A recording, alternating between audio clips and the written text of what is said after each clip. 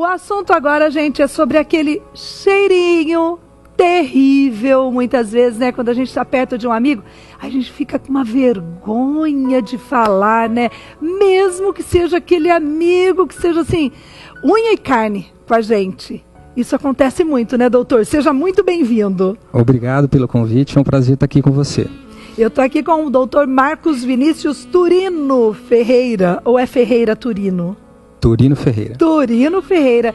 E ele vai falar exatamente sobre esse assunto. As pessoas têm vergonha mesmo? Se torna um problema social. Como você mesmo bem disse, é um problema que acontece nos relacionamentos, é um problema que acontece na parte profissional e social. E você vê que normalmente essas pessoas que têm esse problema, quase sempre, eles vão falar, eles têm uma postura mais introvertida, quase sempre pessoas que têm ciência, muitas vezes vão falar com você, acabam colocando a mão à frente da boca. E o que acontece muito também é que muitas pessoas têm o problema, só que ela não sabe. Não sabe. Ela não sabe que tem. E muitas vezes sempre tem alguém próximo, que você sabe que tem um problema, mas é uma situação muito delicada de você abordar essa pessoa e contar para ela. Então a gente escuta no dia a dia do nosso consultório muitas pessoas que têm algum conhecido, algum parente, algum familiar, e mesmo assim nos pergunta maneiras de como avisar essa pessoa que ela tem um determinado problema. Ô doutor, você conhece casos até de separações em função do mau hálito? A gente já ouviu falar alguns casos desse sentido. É, né? Agora, como que a pessoa consegue descobrir que ela tem mau hálito? Hoje eu estava brincando, eu estava numa clínica hoje de manhã, uma clínica de dermatologia, aí as meninas falaram, Júlia, é muito fácil, só fazer assim, ó. É isso mesmo? Te falaram muito bem. Uma das principais maneiras de você fazer um autoexame é colocar a mão em concha na frente do seu rosto para detectar. Só que existem outras maneiras também. Para você detectar, por exemplo, nós no consultório, existem alguns aparelhos. Praticamente a gente tem, são aparelhos que mensuram a quantidade de enxofre. Por quê? O que exala esse cheiro que a gente tem, normalmente são compostos sulfurados voláteis. Para citar um exemplo, são aqueles que acontecem, por exemplo, quando você deixa um ovo quando apodrece. São compostos à base de enxofre. Esses compostos, normalmente, eles estão presentes na boca, na língua, pessoas que têm uma higienização deficiente. Então, esses compostos, eles fermentam com a ação de bactérias que existem na boca e essa fermentação, o produto dessa fermentação são esses gases que não têm um cheiro muito bom. Certo. O mau hálito também é conhecido como halitose. Halitose. Agora, se você também tem dúvidas com relação a esse assunto, pode ligar aqui pra gente, pode fazer a sua pergunta. É o 3315-1390, 3315-1390. Ô doutor, todas as pessoas têm mau hálito? Essa pergunta é muito boa. Existe uma halitose, um mau hálito que a gente chama transitório. Por exemplo, você saiu à noite, foi no jantar, chegou muito cansado e foi dormir. E não fez a sua higiene bucal, que todos nós sabemos que a gente deve fazer. Basicamente, todos nós devemos higienizar a boca, nós devemos escovar os dentes no mínimo 3 vezes ao dia, nós precisamos passar fio dental e também temos que incorporar um hábito que é fazer a higiene da língua. Então, por exemplo, você saiu... São poucas as pessoas que fazem, né? Da maneira como os dentistas preconizam, realmente são poucas. E como deve ser feito? Como eu disse, escovar bem os dentes, no mínimo 3 vezes ao dia.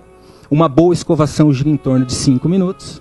Nós devemos usar fio dental no mínimo 1 vez ao dia. E também devemos fazer a higienização da língua, quer seja com a escova. Hoje em dia é muito comum os fabricantes lançarem algumas escovas.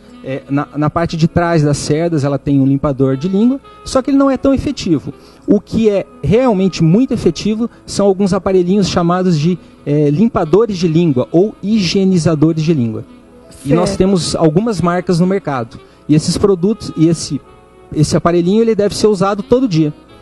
Olha só, doutor, eu vou falar o nome aqui, é uma telespectadora nossa, é um nome fictício, a Marisa. Marisa, quero agradecer muito, viu, pela sua ligação aqui no programa Vitrine Revista. Pergunta dela é a seguinte: existe um tratamento que seja eficaz para o mau hálito? Eu vou explicar melhor. A Marisa, ela escova os dentinhos 3 vezes ao dia, ela fica 5 minutos escovando, ela escova a língua ou passa esse raspador de língua, mas ela e a filhinha dela de 4 anos tem mau hálito. Existe um tratamento para acabar com o mau hálito? O tratamento propriamente dito, a pessoa precisa, em primeiro lugar, sempre procurar um dentista que está acostumado a lidar com esse tipo de problema, que ele tem um conhecimento específico nessa parte da litose. Mas, basicamente, o profissional, o dentista, ele vai identificar causas locais, ele vai verificar o histórico, vai fazer uma anamnese, verificar o histórico dela, inclusive o histórico médico, que fique bem claro que por volta de 90% das alterações de hálito, mau hálito, halitose, nós temos componentes locais. E o que a gente diria de componentes locais? A presença da placa bacteriana, nós temos que analisar como é a higienização dessa pessoa, se ela é correta, se ela é deficiente. Nesse caso específico, o que deve estar acontecendo? De repente, a gente tem que analisar a dieta. De repente, ela pode ser uma pessoa que adora comer condimentos, comidas temperadas com bastante pimenta, alho, cebola. Exatamente isso. Então, isso tudo a gente tem que analisar também. Ela precisa fazer um bom exame da arcada dentária, verificar se não tem gengivite, se não tem tártaro, bolsas periodontais, cáries. De repente, essas pessoas podem ser portadoras de próteses. É importante visitar o dentista para o dentista analisar se essas próteses realmente estão adaptadas. Próteses são as dentaduras, as pontes móveis? São os substitutos artificiais dos dentes naturais que foram perdidos. Certo. Por quê? Se elas forem bem adaptadas, ela consegue higienizá-las corretamente, mas de repente esse trabalho não pode ter sido não muito bem feito. E aí a gente tem nichos específicos aonde param as bactérias, aonde pode parar restos alimentares. Certo. E com o tempo e a não higiene, isso se fermenta e exala esses compostos que não têm um cheiro muito bom. Ok, doutor, quando a gente fica um tempão aí sem tomar banho, a gente passa um perfuminho e tá valendo, né? Agora, e mascar chiclete, chupar balinha, isso dá uma refrescada no mau hálito? Isso a gente chama um tratamento mascarador. Você está combatendo a consequência, não a causa. Então, por exemplo, as pessoas que fazem uso de balas, chicletes, se de repente essas pessoas estão fazendo uso de balas sem açúcar, ótimo.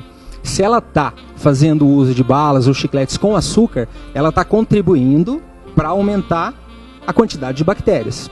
O que é importante dessas balas, você tem um efeito transitório, temporário, que isso possa dar segurança para as pessoas.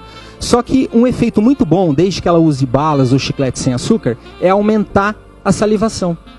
Então a gente sabe que pessoas que têm bastante saliva, isso é muito bom, porque a saliva ela tem um efeito autolimpante. Existem algumas pessoas também que, por razões sistêmicas ou por uso de alguns medicamentos, elas têm a boca seca, a gente chama isso de xerostomia. Então existem algumas condições sistêmicas que também podem trazer alteração de hálito. Que fique bem claro, essas alterações sistêmicas compreendem uma pequena porcentagem de problemas. Eu poderia citar uma estatística para você que por volta de 90% dos casos de mau hálito, halitose, existem componentes locais bucais. Certo. Por volta de 10% seriam essas causas sistêmicas. E uma delas, que é muito conhecida e muitas vezes erroneamente compreendida como causa de alteração de hálito, são problemas estomacais. Certo. Doutor, vamos responder agora a Maria do Rosário. É o seguinte, ela faz toda a higiene bucal, mas ela tem gastrite. E a gastrite, ela causa o mau hálito? Então, esse é um ponto muito controvertido. A gente não pode dizer que ela não causa, mas existe muita confusão a esse respeito. A literatura odontológica mostra que existem duas condições que podem haver essa associação. Principalmente quando as pessoas, por exemplo, elas arrotam, né? Onde o componente do estômago ele pode voltar, e principalmente pessoas portadoras de refluxo gástrico. Nessas duas condições a gente poderia ter associação. O que normalmente acontece é a higiene deficiente e principalmente pessoas que não têm o hábito, Júlia, de fazer a higiene correta da língua. Pois bem, pessoas que não têm o hábito de fazer essa higiene correta da língua, a gente tem a presença, a língua ela normalmente ela fica esbranquiçada, amarelada, e nós dentistas chamamos isso de saburra lingual. Uhum. O que vem a ser a saburra lingual? São células que normalmente se descamam da mucosa oral, restos de alimento, bactérias, e muitas vezes na composição da saburra lingual, pode ter aquela bactéria que causa a gastrite, que é o Heliobacter pylori. Ok. Doutor, tem muita pergunta, são dezenas de telespectadores ligando pra gente e fazendo as perguntas para você, mas infelizmente o nosso tempo é curto. Você vem numa outra oportunidade para continuar respondendo a essas várias perguntas, elucidando tantas dúvidas dos nossos telespectadores, como uma delas, a pessoa ligou perguntando se tem que escovar até lá atrás, quase até causar uma náusea ou vômito, né? Não sei. Sim ou não? Olha, se ela começar a utilizar como rotina esses higienizadores, limpadores linguais, ela vai começar sempre o mais lá atrás possível que ela consiga, desde que não provoque a náusea, sempre no movimento de trás para frente. Certo. E o hábito e a frequência faz com que esse estímulo, essa náusea, cada dia fique menor. Pronto. Agora aí vai um recado para você, né? Se seu amigo, marido, noivo, namorado tem mau hálito, chega e conversa, né? Chega do lado, tal, porque, olha, eu acho que é a maior ou uma das maiores demonstrações de amor e de carinho por essa pessoa. Obrigada mesmo, viu, doutor? Eu que agradeço o convite e estou à disposição. Telefone do doutor, gente, é o 3026 41 33. 3026 41 33. Daqui a pouquinho tem mais, tem muito mais. Tem a Neide com esse côngrio delicioso. E é já já, hein, gente? You know the bed feels warmer.